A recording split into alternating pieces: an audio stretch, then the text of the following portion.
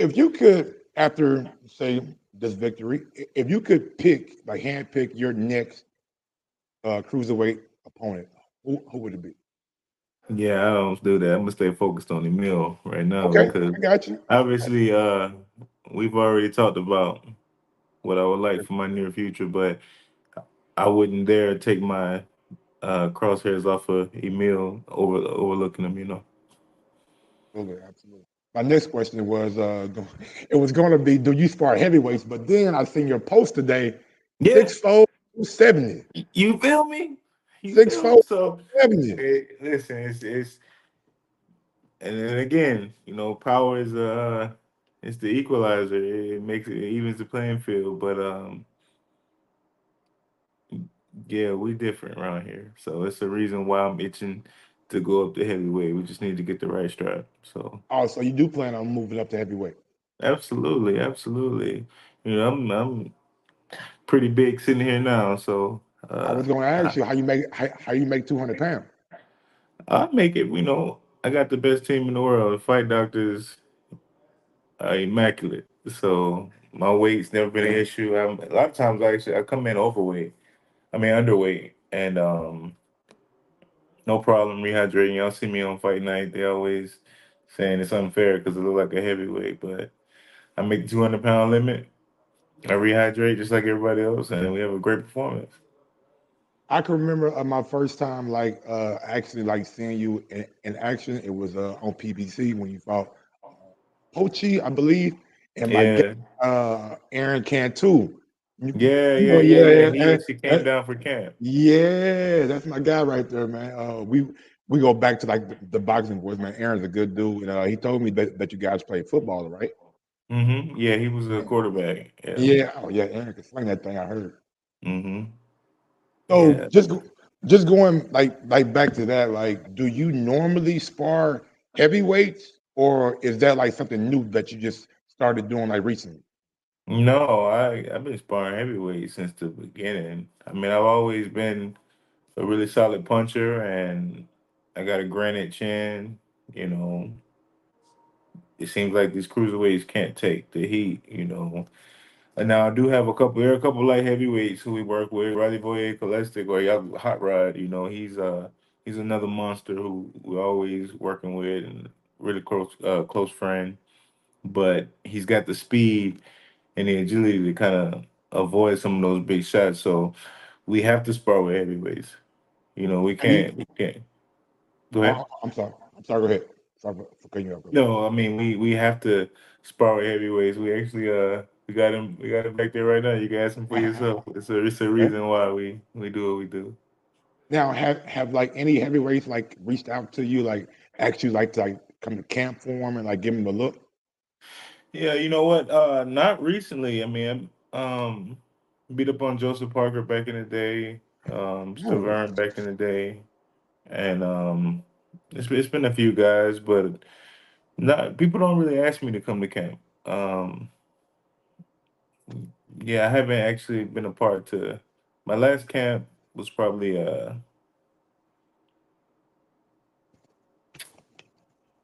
Marcus Brown. Yeah, he brought me back in. Shit, I was going into my eighth fight, so I haven't got an opportunity to be a part of the camps anymore. But I'm host my own. So Now you said, I mean, I can't just let you like skate by that. You said beat up on Joseph Parker.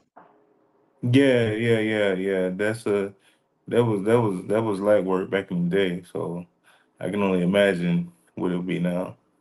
Oh wow. So what was your reaction to Joseph Parker beating Deontay Wilder? About a month I ago? I wasn't surprised. I Hmm. was in kind of in awe because it's funny because what I mean I'm short. I mean compared to these heavyweights, I mean I'm 6 feet, and I remember doing Joseph Parker exactly how he did Wilder, and I'm just like, huh.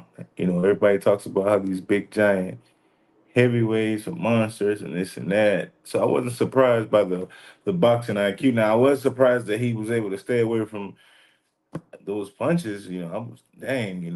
But Wilder didn't. To be fair, he didn't show up. I was gonna as he say. as he has in the past. I don't feel like you can judge Wilder based on that performance. It was an off performance. He's been through some things in his career now, and the man has he don't have anything else to prove. Kudos to Parker for doing it and getting his name back out there, and but he's had a couple good performances, but no, just off of boxing IQ, Joseph Parker is a very intelligent fighter. He was intelligent back when we was working in Vegas, so I don't think I don't have a bad thing to say about him except for that was light work. I can't wait till I go up. Now, this last question on Parker and Wilder. A lot of people were criticizing like Malik Scott, like the game plan. It was a lot more movement than we normally see from Deontay Wilder. What was your reaction just to the training aspect in the game plan going into a fight? It's kind of like you don't take a Mike Tyson and teach him how to box like Muhammad Ali. Does that mean Malik Scott is wrong? I can't say that. He loves Wilder, man. They not only are they friends, they used to be competitors. He wants to see the man grow. He wants his own name to be better. Malik Scott, I think, is a great coach. I'm unsure how effective that type of teaching was in Wilder's career at this point. I wish it could have happened a little bit sooner, but on the other side of that, it's like this guy he has knocked out what 40 plus men doing what he does. I was glad he brought his weight back down because that's why I thought he was gonna get the KO because he got his weight back down. He was looking fast. He was learning some new things, but I can't say you don't teach an old dog new tricks. But it's just kind of one of those situations. It didn't work out for him. I think it made him a better overall fighter, but he couldn't put it all together, and it's unfortunate. And they say a lot of times, like with a new trainer, and like when you're teaching guys new things, it takes a couple training camps to get that like cohesiveness going with each other. Yeah, man, that's tough. You know what I mean? Because I don't think what was Malik Scott supposed to do? Not teaching? What was he supposed to do? Not was Wilder not supposed to try to get better? I wouldn't call it a complete change he tried to do. I think he just tried to be better in some areas, and it didn't work out for him. At least not against a guy like Joseph Parker, who's been around the ring. You know what I mean? He knows what he's doing in there. This guy can fight. He could flat out fight. So you know that's tough, man. Because I feel like Malik, they criticized him, but he poured everything he could into Wilder, and I think Wilder responded as best he could. I honestly, I'm wondering if it was some things in Wilder's life going on that played into that performance. I heard him talking about the plant drug thing. What's it Ayahuasca. called? Ayahuasca. Yeah. So I don't know much about it. I've had a couple people that I know they've tried it, but I've heard that that's nothing for a boxer to do while they're still fighting. But like I said, I'm ignorant to a lot of that. I just know what I've heard. But you know, I wouldn't mind giving Wilder another shot at that fight, but it's just the way it happened. He got nothing else to prove. He got nothing to prove. I don't think it's gonna mess his legacy up losing to Joseph Parker. He had things going on in his life. I'm not making excuses for him, but for me, in my book, I don't take anything from him. It's just a situation, man. We can't always be our best. Can be Michael Jordan every day, right? And you do your very best as long as Wilder got to look himself in the mirror. If he knows that was the best he could do at that time, then that's it. You gotta ignore it. And he's had a career of haters, people talking crazy, this and that. He gotta deal with that the hardest. Um, I personally just think it was things going on in his life, whether it be an excuse or not. I don't think it's an excuse. I think it's a reason. All right, you got excuses and you got reasons. They're different. So I want to go across the pond real quick, man. I want to get your thoughts on a couple cruiserweights over there. Lawrence or Coley? What do you think about him? Like, what's the first thing that comes to mind? Yeah, you know what? That's in another interview, I purposely wore his hoodie, and it's because for one, everybody know I hated Lawrence at first, man. He was disgusting me. I just want to put my hands on him. But after the unfortunate decision with David Light,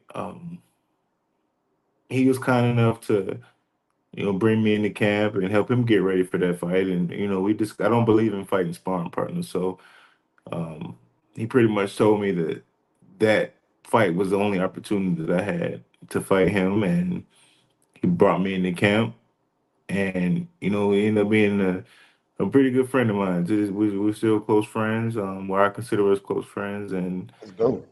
I um I realized that before he got his shot at the title, he won the WBO International. Before David Light, our fight wasn't an eliminator for the WBO International. Was it I for the thought you won WBO that fight. World Title? So my thinking Actually, is, I thought you my won. Yep, yeah, yep. for Back, sure.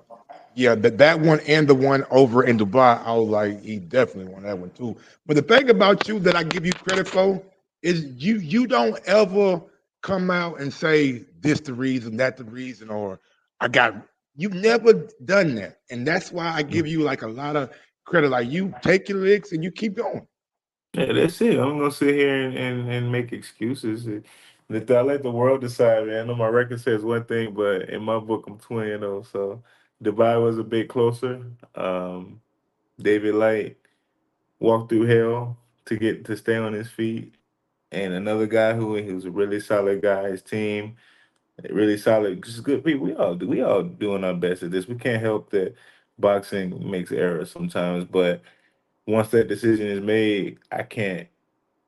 All I can do is move on and do better next time and figure out if I don't knock a person out, what can I do to widen that margin of victory? So you know, I'm just looking to get better every which way I can, and it's no point in spending time angry about something I can't control, whether it be right or wrong. But no, I'm definitely stopping people. That's what my goal is. I'm stopping people and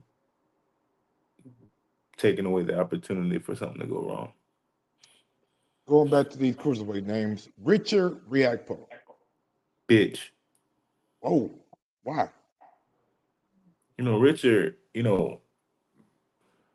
he turned down a fight with me, and I mean, he says he's the man, and he's this, and he wants Pillam, and and I guess he's like a golden boy over there, but he's a coward, and I think if he fights Billum, it'll be a good old check swing for him. So I don't think he has a good boxing IQ. I think he got a good punch, but other than that, no, I know exactly what I need to know about him now. He's a coward. You So say I'm he sure I'm sure I'll see him soon. you say he turned down a fight with you. Were you guys like in like heavy? Yeah, we were you know, my promotion let me know that he turned that fight down, and I was shocked because if you get me off of I'm coming off two losses, you're like, hey, all right, it's like go ahead and get it while he's weak, but he turned it down, and that would have been a crazy fight for both of us. So, and I believe he was a boxer, right? Yes, he was a boxer that Yeah, does I'm on Sky Sports. Yeah, yeah, Ben. I'm surprised. Because Ben is with the smoke. Ben's like, all right, he can do it. Same thing Right. with Chamberlain. We went over there for a weekend to wreak havoc, and his opponent fell out, and I was there. Like, let's do it at a catch weight, but we couldn't get it done. So I think React Poor is a coward. Did they ever give you guys a reason why they turned down the fight, or they just said they wasn't interested? Nothing was said. Nothing was posted. It was an immediate no. So. He's smart. I wouldn't want to fight me neither. I heard that. I heard that. Well, let's change gears a couple more times, man. I just got a few more questions left for you, and I'll let you go ahead and enjoy your night. So we got Usyk and Fury coming up. How do you see that fight going? Being that Usyk was a cruiserweight who moved up to heavyweight and slayed the dragon that was Anthony Joshua, and then well twice really, and now he's going into a fight with Tyson Fury. Now a lot of folks say he didn't look too good his last fight when he fought Daniel Dubois. A lot of folks say that was a legal punch and he was down and he should have been counted out. So just give me your thoughts on that. What Hey, you know what what, happened? man? As that fight, obviously, I think Usyk can win, but Tyson Fury is a freak of nature. I love, and I honestly, y'all probably be mad at me, but I love both of them guys, man. I admire Usyk's, excuse me, I admire his ability to be able to fight for 3 minutes and 30 seconds every round. A man that can move like that, swift. I mean, he made Murat look like a child. You know what I mean? Just you know, Anthony Joshua again being able to move on the inside and just manipulate the ring like that, man. It's something special to see because you don't see a lot of big guys that could do that. Um, How do you Fury, beat that? Like take Fury out of the equation. How do you beat a guy like Usyk when you're not 6'9" and you're not 270?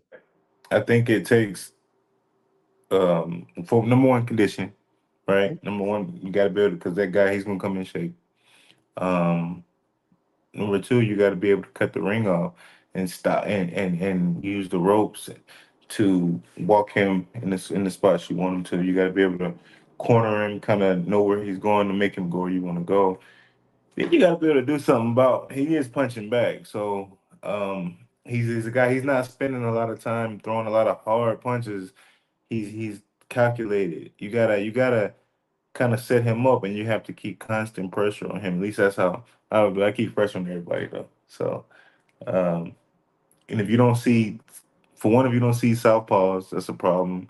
If you're not used to somebody who could move like that for the whole fight and be comfortable at that, that could be an issue. So you gotta be playing with a full deck, man. And as far as the Dubois situation, that was legal. They robbed that man. That was legal. That was a clean shot. Because I purposely aim at the belt line, and I keep it just that's what training is for, so you can practice. I aim for the belt line. So maybe some people say it was a hair under. Me personally, I would have followed up with another shot just so the ref couldn't. You know what I mean? I would have tried to go ahead and end the show, but man, that was a clean shot. I mean, I love Usyk, and I'm not a big fan of Dubois, but right is right. So that's just my humble opinion on that. But I think Usyk could beat Fury. Will he? You know, a big man like that who's a straight up athlete, and I know how he's working. The man is insane. He's getting it in, so that's gonna be fireworks. But I think Usyk has it, but hopefully he's smart enough to not let Fury put that weight down on him, and he can get around that long jab, that herky jerky movement. And Fury is the one who won't quit. We saw this man come back from the dead, so we'll see what happens. What's your thoughts on Francis Ngannou versus Ngannou Joshua? knockout. Ngannou by knockout Ngannou by knockout. On paper, Joshua should win that fight. easily, right? He should. But it's kind of like not comparing Joshua to a Tony Yoka, but you see how Tony Yoka kind of just had that. He had a great amateur career, and then he just kind of fell off as a pro. Whether they blame his old trainer or not, But ain't uh, that different though? When Joshua got it's the pedigree, mindset. It's the mindset. You see, like I said, not comparing them, but you see how Tony, he's kind of like, forgive my lane, he kind of mind fucked. And you see Joshua, now we know he's amazing. He was on top of the world, but we see that he's got, I want to say, no disrespecting Tenet, I want to say he's got kind of like some quit in him. And he could be mentally defeated. And Ngannou, he got nothing to lose. And he's punching. We know he's punching now. We saw it. So whether people say, oh, Tyson Fury wasn't at his best or They run whatever. We saw this man who's never been in a boxing ring as far as professional fight compete with the best heavyweight in the world. So and make a run for it. He didn't win, even he didn't win, but it's just we know Joshua can be mentally defeated, and with a guy like that, when I smell it on you, man, I feel like Ngannou got the same senses. So I'm unsure how much Anthony Joshua can man up to that, but I'll be fair and say I've never really been on the Anthony Joshua train. I never disliked him, but I never, that's just me.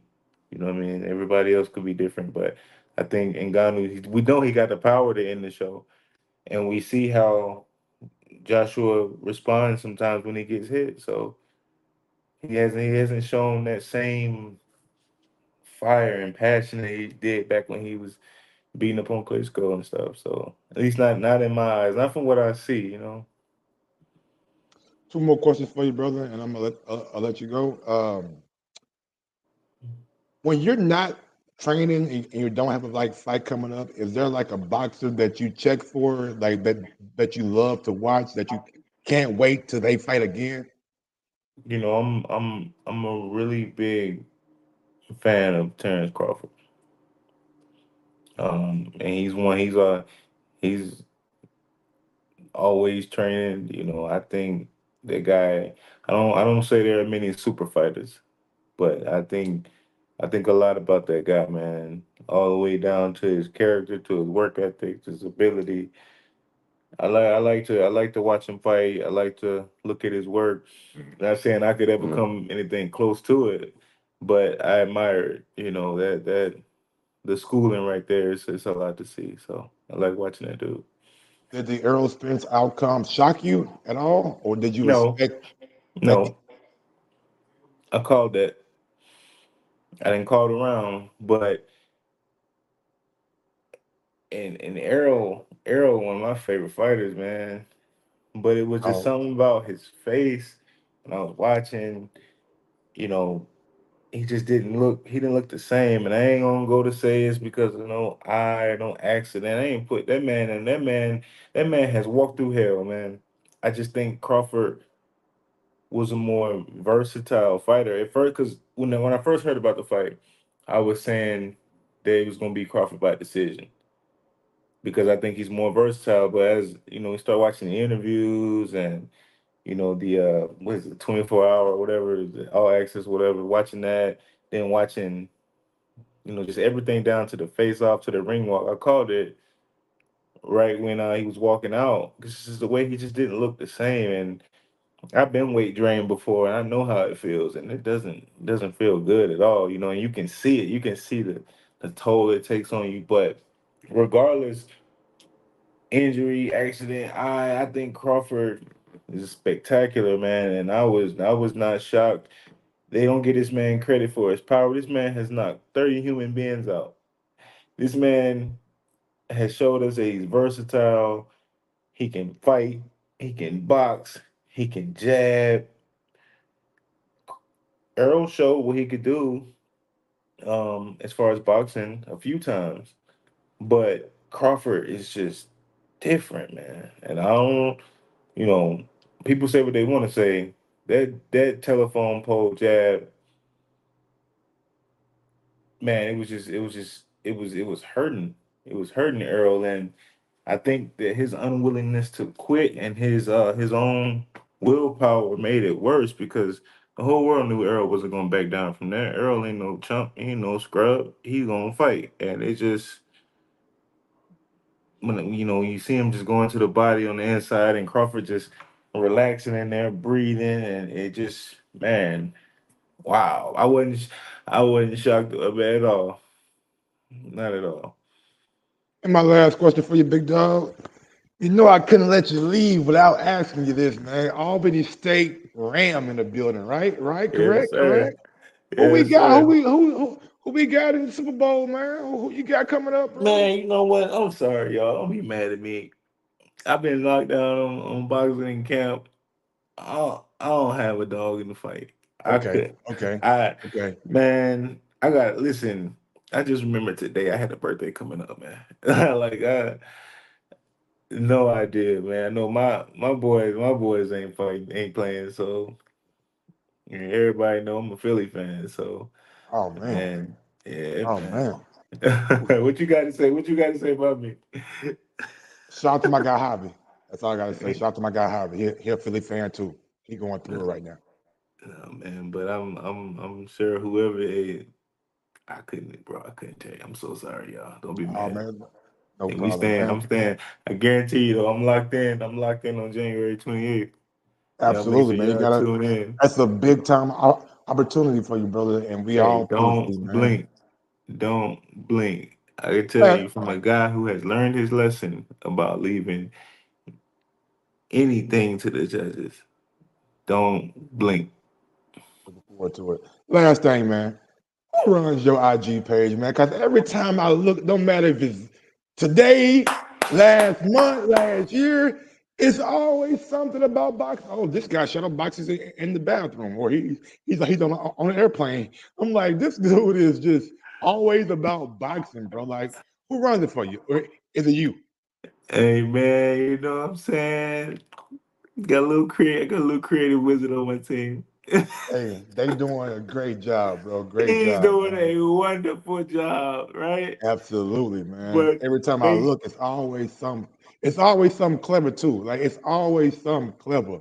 Like you never know always, boxing can help you with this or help you with that or get you ready for this. I'm like, oh man, this dude is so but and yeah. it's true. It's true. I ain't lying to nobody. I don't get on there Nope. telling a lie. I ride the line sometimes, but no, boxing is not just two Neanderthals fighting and throwing punches. So it's two highly skilled men trying to cause most amount of damage to one another without taking any. And that thought process alone will help you so much in life. So I know I don't always fight the most intelligent way, but it's intelligent for me and what I bring to the table. So boxing has taught me a whole lot about life, a whole lot about me, a whole lot about who I am, other people. Um, so I hope y'all keep tuning into it.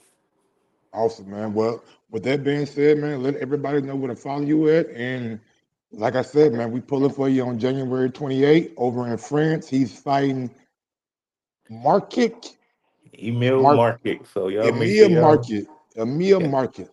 y'all tune in January 28th. It's gonna be fireworks. I promise you. Don't blink. This guy's scrappy, and I am too. Y'all go check me out at Team Bulletproof on all social networks. Think TikTok is Team Bulletproof Official, and I promise you, don't blink. Don't waste your money. Have a good rest of your camp, man. Like I said, we'll see you in about what 9 days. Yes, sir. See you soon. Either, brother. Thank you.